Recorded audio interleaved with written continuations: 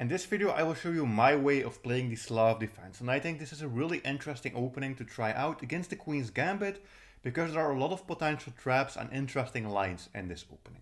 So we're going to take a look at this, and this opening appears after the moves d4, d5.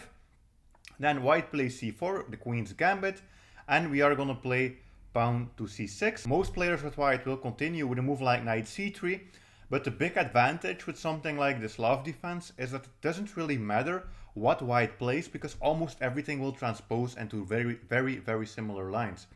So there's not a lot of theory to know here. So we're going to continue with knight to c3. And as black, I like to always play knight to f6 first in all of these lines. There is also an interesting opening, which is the semi-Slav defense with pawn to e6, which I also recommend you checking out, so you can choose which one of these you think is the most interesting. But in the Slav defense, we're going to try to play something different, because in the semi-Slav, when you push this pawn to e6, you are creating this really strong triangle of pawns, but at the same time, your bishop is stuck within your own pawn chain. So your bishop has really limited mobility.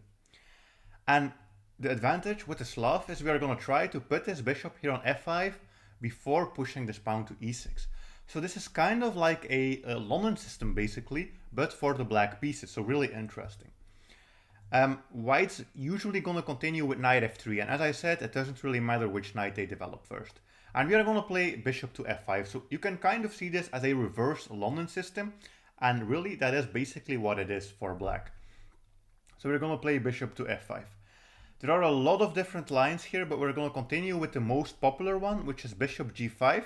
Later on, we're also going to check out bishop f4. Those are the lines in which white develops the bishop outside of the pawn chain.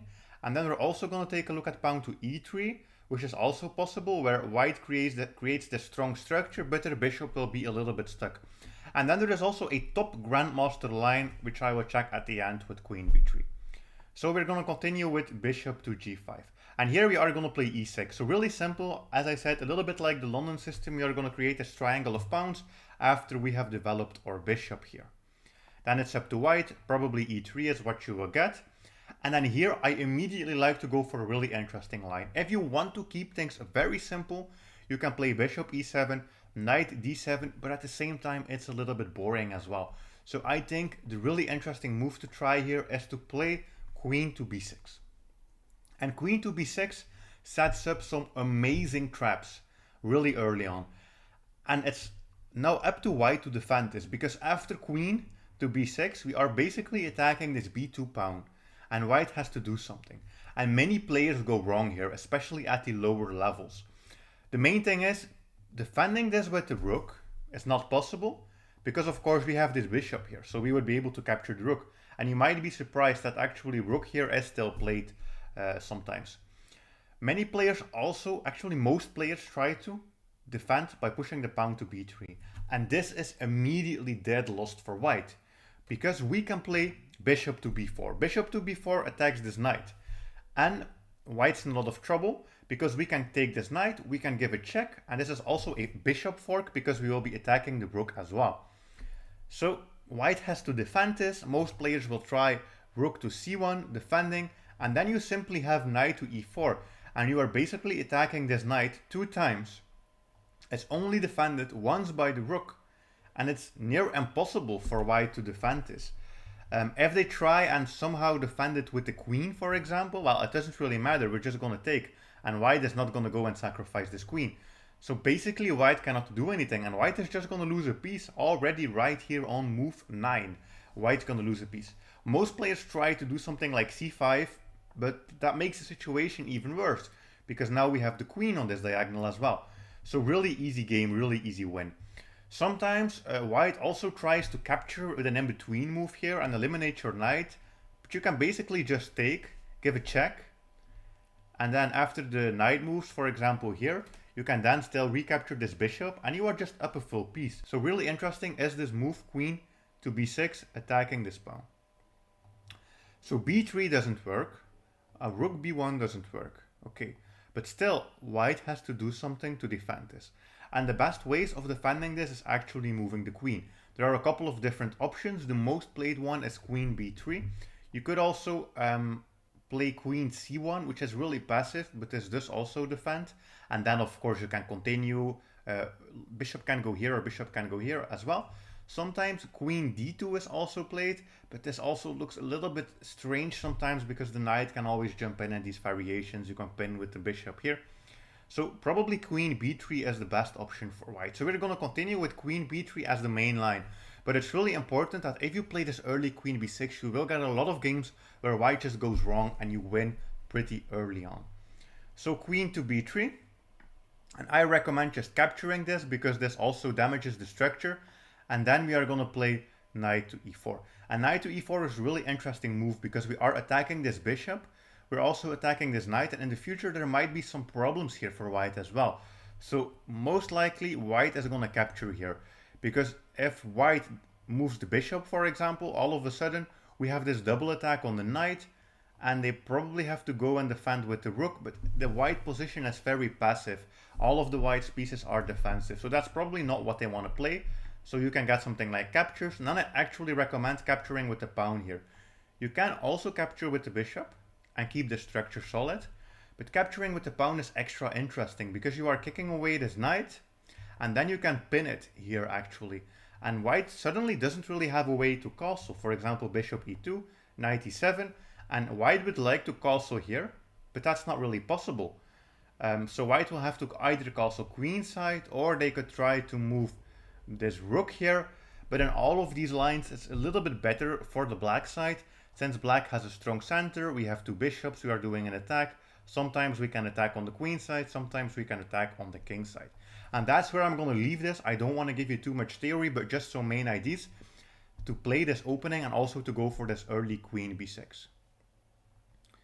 Next up is a little bit more of a closed variation here, where white is going to play pawn to e3. So they are not going to develop the bishop here. Again, we're going to try to see if we can find interesting lines. So we're going to do our Slav triangle or London triangle, whatever you want to call it. The bishop is out, the knight is here. White usually plays bishop d3, not necessarily the best move. If they play something like bishop e2, that's fine as well. You can just continue with the same plan. And if white ever attacks this bishop, there's not really any problem. You can always drop back and then exchange this, and this is all fine for black. This is actually a structure that I like playing as black. But usually you will get bishop d3, and then I would like to take here on c4. And my main idea for this variation with e3 is that we want to take on c4 with the pawn, and we're always going to take here after white moves the bishop. So for example, if white moves the bishop here, we are going to capture. And the goal is just to make white waste a move, because white just developed the bishop and then we're forcing them to move it again. We're also eliminating one of their pawns. So we are forcing white to move twice, and also this bishop here is going to be vulnerable because in the future we are going to play pawn to b5. So we are trying to win some time, we're trying to win some tempi by forcing white to move the bishop 3 times in a row. So that is, whatever white does with the bishop, always capture here. And then after they capture back, you can immediately play b5 in many variations, but you don't have to. You can just continue development, and then you can still play b5 later on as well. And that is how we can win some time as black and make up for the fact that we're always basically behind one move, since we are the black pieces, by making white waste a lot of move. So white has to move the bishop once again, and then here you can capture it. And you can see black really gained a lot of time. We were able to eliminate on c4 and also to build up this little queenside attack here as well. You can continue with bishop e7, and then you have some simple plans like castling as well, but there's no real need for an immediate castling here. And that's the really fun thing about this opening. You can even play pawn to b4 in many variations, attacking this knight, gaining yet more time because white just keeps wasting moves. And then we can castle, but you have to realize we made the white bishop move twice, then we just exchanged it, and then we can also make this knight move again. So black is really gaining a lot of time. And then I'm just going to show you some moves here. This is some sample variation, and the main plan for black is to play on the queen side. So you want to move your pawns on the queen side, you want to put your rooks on the queen side, activate your queen here, because I mean the center is usually in white's control, and we are not going to go for a crazy king side attack. So you're just going to play on the queen side, maybe some exchanges like this, activating your pieces. And just play on the queen side. As long as you keep that in mind and you keep activating your pieces towards the queen side, you start pushing pawns, you try to create some threats, you try to be active, maybe create some tactics against this queen. Black is just slightly better in all of these lines. Then we're going to take a look at another line, which is a little bit more like the London system. This is a bit like a London system copycat in a way, because White's going to copy us. He's going to copy the Slav defense, okay. But this variation is very similar to what we have seen before. We are just going to go for queen b6. And I wanted to show you this because bishop f4 and bishop g5 are both really common. And you can just go for the same approach. So again, queen here. And white has to do something. If they don't defend this pawn, we're going to capture it. And then this white structure is going to collapse. If they push it, they are immediately losing because of bishop b4. The fact that this bishop is here or here doesn't change anything.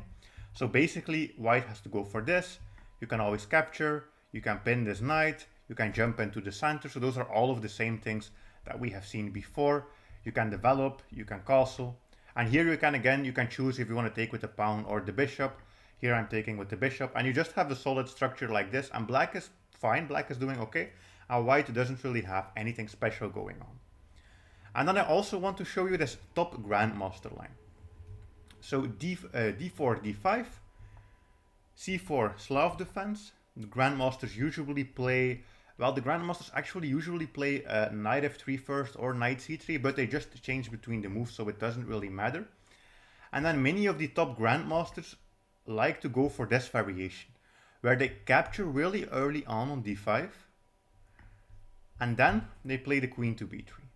And that is in general what I call the top grandmaster line in this position, because grandmasters love capturing here and then playing bishop to b3. And the main goal, the main reason they do this is they want to try and abuse the fact that this light squared bishop has already moved.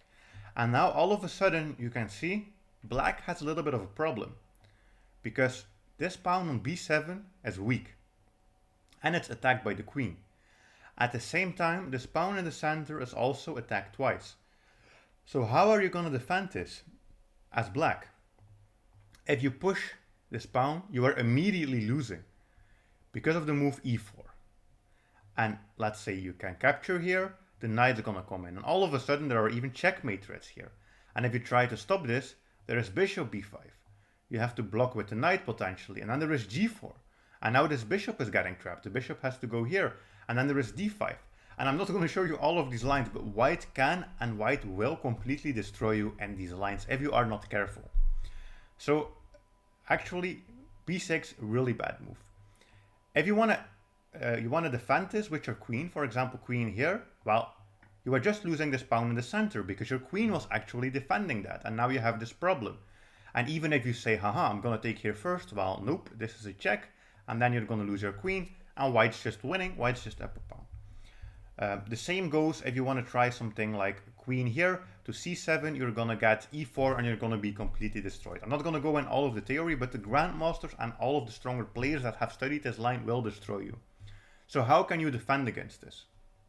Well, if you face this and white captures and white also plays the queen here to b3, the best thing you can do is bishop c8. And this might just seem completely strange, like you're going to develop the bishop and you're going to put it back. Yes, that's the best move in this position. If you face queen b3, you just have to accept, okay, my opponent clearly knows what they are doing. They have prepped some line against the Slav. So we're just going to say, fine, I'm going to drop back the bishop and everything is fine for black. So as long as you can accept, you have to move back your bishop, you will be fine. And here usually the game continues with something like bishop f4, knight c6, e3, e6, and everything is solid. But your own bishop is again stuck within your pawn chain because white played this really active approach. But black is still fine in this position. And this resembles more the semi-Slav than it does the Slav. So I would also recommend, if you want to play this opening or if you want to see a very similar system, you also check out this video on the semi-Slav, because both are very similar and there are also many interesting ideas in that video. So that's it for this video. Definitely subscribe, and as always, I'll see you in the next one. Bye!